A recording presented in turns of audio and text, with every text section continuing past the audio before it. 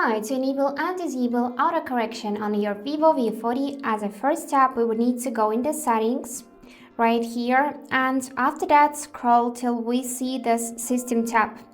So after that, go in the languages and input, and for the voice input, make sure that you have Gboard. Let's tap the settings icon. Here we would need to go and check it in this on-screen keyboard, so we can see everything this Gboard information, which means that everything is alright. And now we need to trigger keyboard. For that, we can open any chat. So open your messages app, go in any chat you have and trigger keyboard. And now just take a look at its upper panel, and here select the settings icon, and now you can go in the text correction and disable it. So here we would need to disable autocorrection, and now your phone won't be correcting words while you are typing.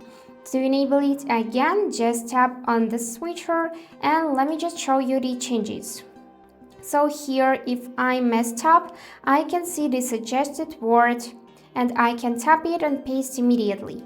But if we'll disable this autocorrection, let's just disable it and go back.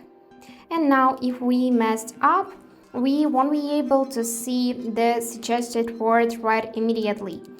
And that's it, how it works. Hope this video was helpful and thank you for watching.